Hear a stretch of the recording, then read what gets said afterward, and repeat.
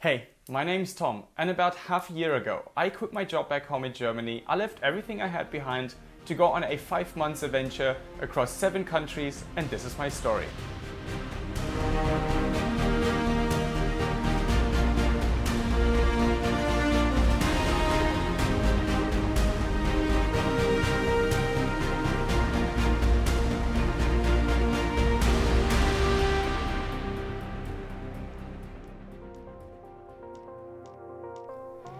In the last episode, I enjoyed the picturesque and exotic scenery of the Abel Tasman Coast Trek, one of New Zealand's great walks, before exploring one of the clearest freshwater springs in the world with my short-term travel buddy Danielle, with whom I also strolled around the beautiful beaches of the Golden Bay.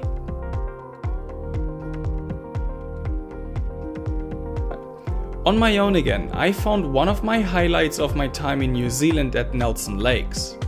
I still remember the hike to Angela's Hut like no other. For me, these days were the crowning glory of my 4 weeks trip across the South Island of New Zealand.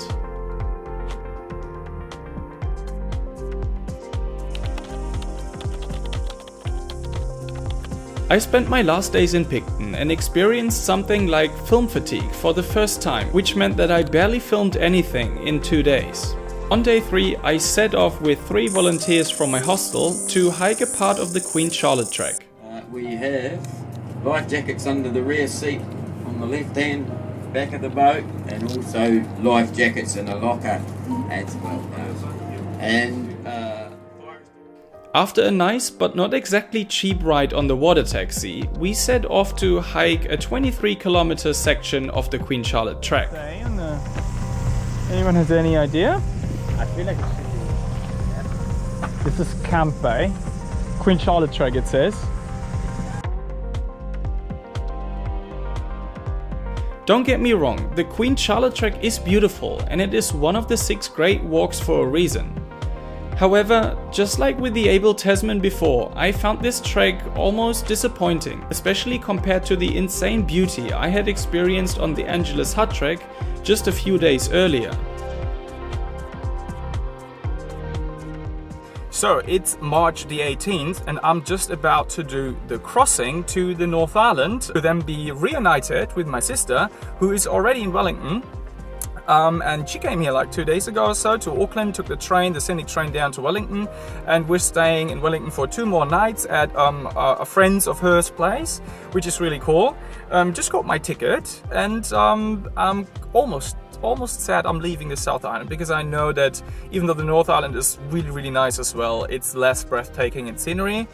Anyways, that was much talking. Yeah, onto the ferry and then over to Wellington.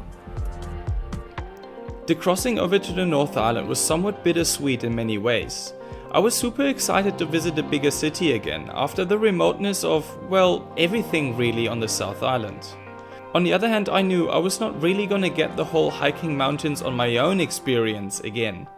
I was also really excited to see my sister, but also I got so used to be alone that I didn't know how I was gonna deal with being with someone else basically 24/7 from now on. After a short adaptation period, we started to explore Wellington on the next day. We started off with the Weta workshop, which is responsible for a lot of the costumes and effects on the Lord of the Rings movies and other box office hits.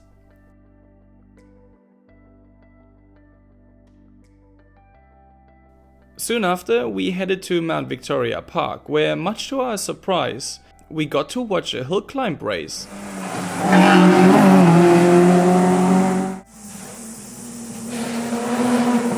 Hey Tom.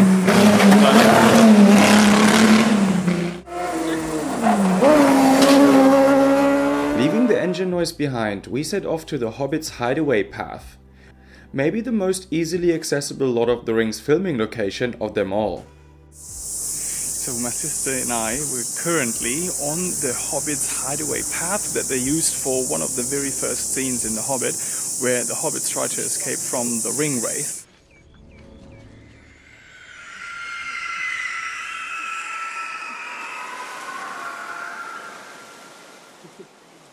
Get off the road! Quick!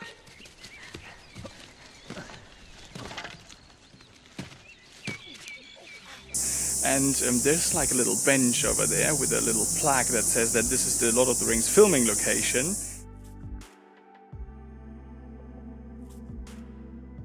We went on with our stroll through the beautiful city of Wellington, checking out the Embassy Theatre, the harbour and the incredibly well curated Te Papa National Museum. After a first bit of culture shock coming from the small town South Island to Wellington, I started to really embrace the slightly more hectic hustle and bustle of a bigger city again. Mann, er hat schon wieder das Rekord abgebrochen.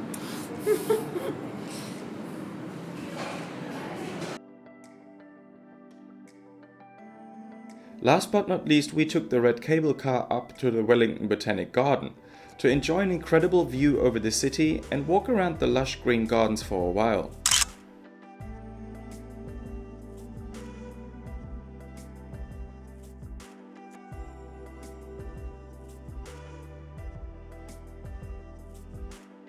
After another beautiful day in Wellington, which I didn't film, we said goodbye to our friend and headed north to the Kaitoke National Park.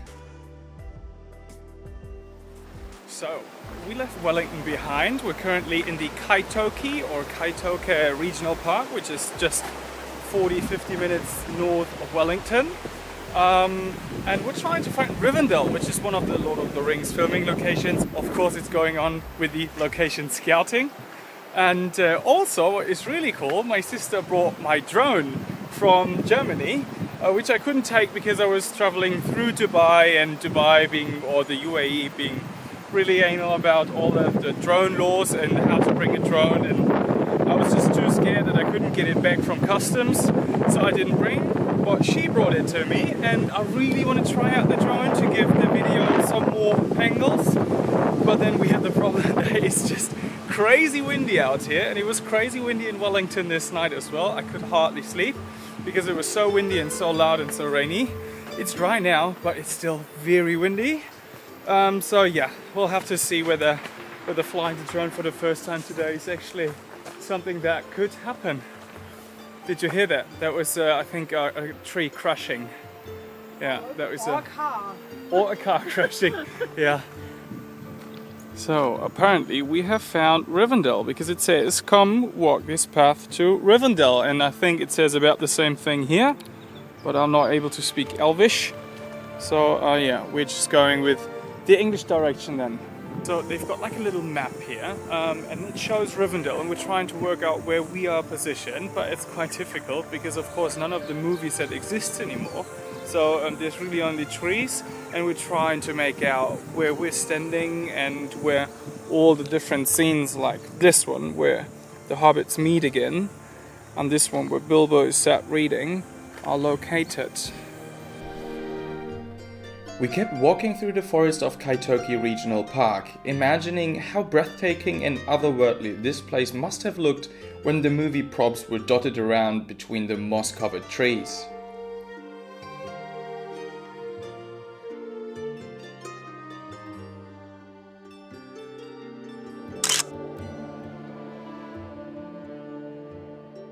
I even got my drone out for a short flight, but as the place was too windy, I only got to fly it a few minutes, not daring to go really far as I was scared to lose it straight away.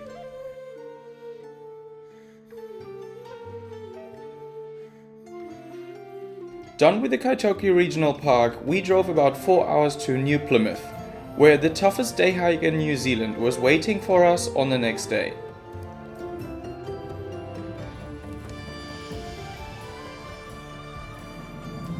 So it's very early in the morning, and we're in New Plymouth, and currently trying to get to Mount Taranaki because we're supposed to do the toughest day hike there is in New Zealand.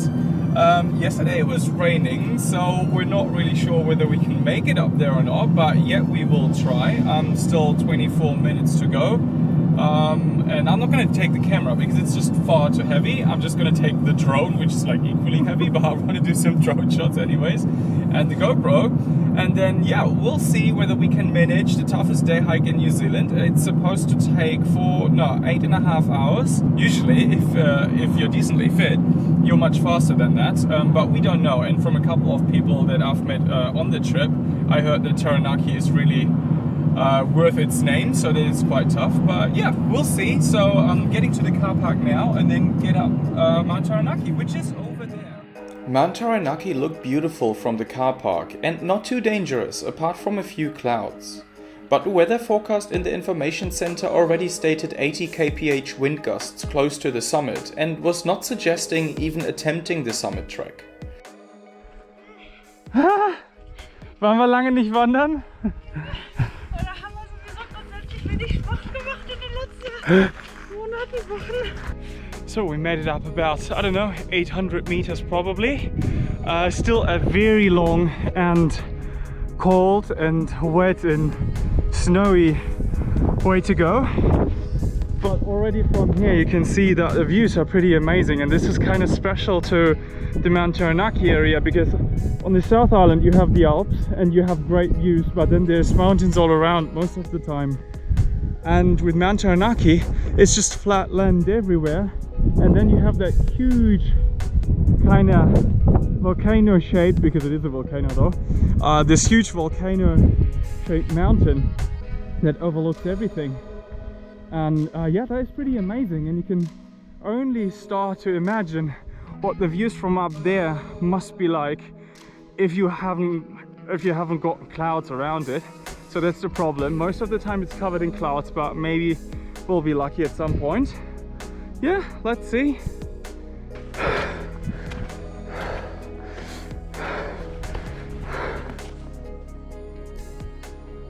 Ich möchte nicht dran denken, wie ich da nachher runterkomme. Also, das wird, glaube ich, ganz lustig. Das wird super.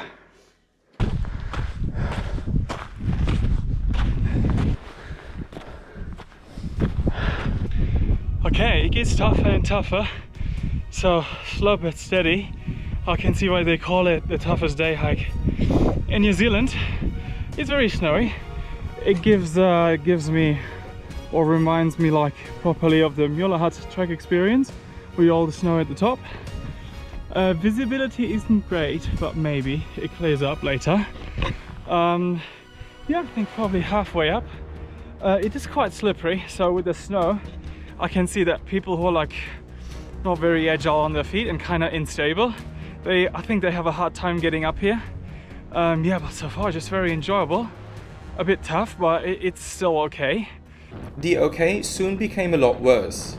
The wind gusts became almost unbearable, so much in fact that of the 25 people or so that started with us, 20, including my sister, decided to go back as the constant scramble and the wind that was pushing us one step down for every two taken up was too much to deal. Driven by my at times unhealthy amount of ambition, I decided to keep going on my own to reach the summit.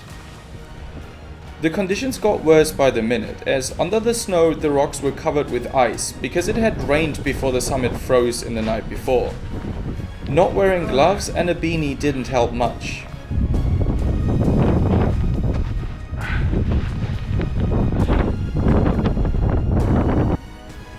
Finally, reaching the summit was a big relief, although I was not able to even see much because the clouds were everywhere. Not even speaking about getting my drone in the air. I did it. This is the top of Mount Taranaki. You can hardly see anything, so there's no great views. I'm the only one up here. There's a couple of people coming down. Yeah, but I think everyone else that was behind me turned around at some point, so I might be like the only one here for quite a while. Yeah, I'll just stay for a couple of minutes and see whether I can get some of the great views that you're supposed to get when the weather is good. But I feel like they said this is good weather conditions, and I don't want to know what's bad weather conditions when this is good already, because like it's really cold. Like my hands are freezing, my feet are freezing.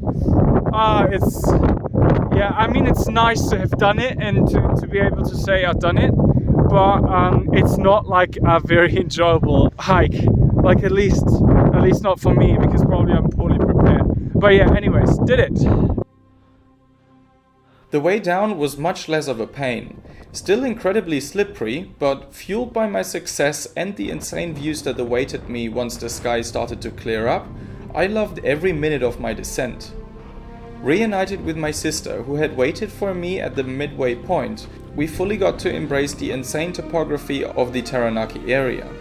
As Mount Taranaki is the only mountain around and everything around it is just plain land, hikers will have their best time enjoying the views as far as the eye can see, without the next mountain blocking it, like oftentimes found on the South Island. Once we made it back to New Plymouth, I really wanted to take one of those iconic Taranaki photos from the Whalebone Bridge. But as the bridge was under construction, I guess I'll have to come back for this. Sad.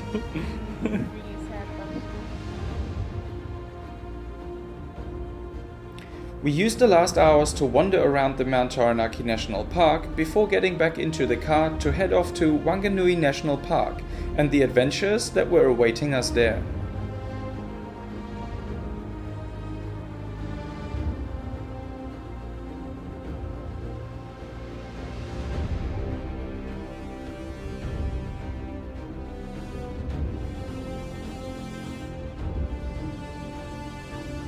Off doing the very first meters of the Tongariro crossing, which is supposed to be the most beautiful day hike in New Zealand.